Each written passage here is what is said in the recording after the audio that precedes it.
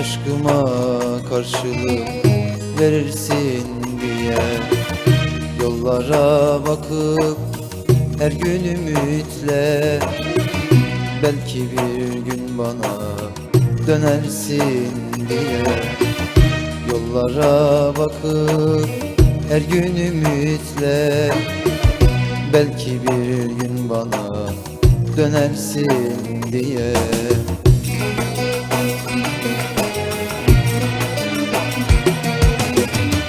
Bendeki aşkı heves mi sandın? 3-5 gün sonra biter mi sandın? Böyle bir sevdayı sen kimde gördün? Ah, ne Leyla ne Mecnun böyle sevmedi. Bendeki bu aşkı heves mi sandın?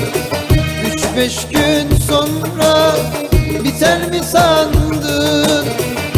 Böyle bir sevdayı sen kimde gördün? Ah, ne Leyla ne Mecnun böyle sevmedi. Ne Leyla ne Mecnun böyle sevmedi.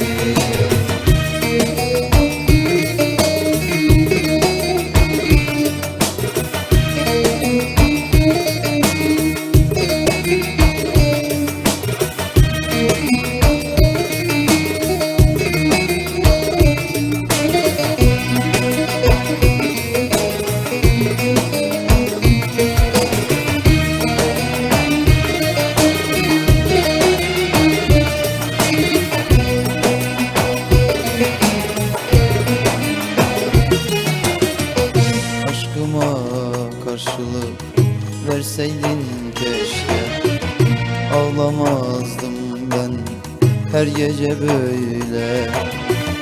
Sevmiştim ben seni delicesine. Ne Leyla ne Mecnun böyle sevmedi. Sevmiştim ben seni delicesine. Ne Leyla ne Mecnun böyle sevmedi.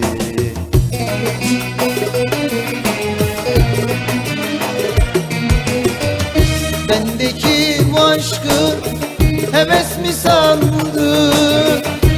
3-5 gün sonra biter mi sandın? Böyle bir sevdayı sen kimde gördün? Ah, ne Leyla ne Mecnun böyle sevmedi. Bendeki bu aşkı heves mi sandın? 3-5 gün sonra biter mi sandın? Böyle bir sevdayı sen kimde gördün? Ah, ne Leyla ne Mecnun böyle sevmedi. Ne Leyla ne Mecnun böyle sevmedi. Vay gülüm vay. Derde mi yanarsın sevdaya mı? Ne yanarım biliyor musun güzel kız? Hani beni görüp de o suratına asışım var ya, heh işte ona yanarım. Sanki suç bendeymiş gibi. Kendine gel güzelim. Sen benim sevdiğim, sen benim tattığım, sen benim sevdalım olamazsın. Çok değişmişsin be güzelim. Hani bir söz vardır bilir misin? Ağlamayı bilmeyen gözler sevmeyi de bilmezler.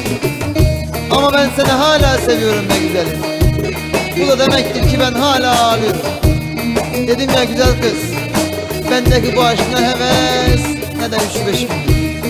Bendeki bu aşk bu can bu bedenden çıkıncaya kadar güzelim. Bu can bu bedenden çıkıncaya kadar.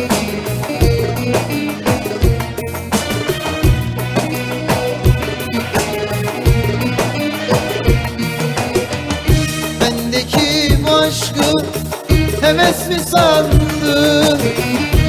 3-5 gün sonra biter mi sandın?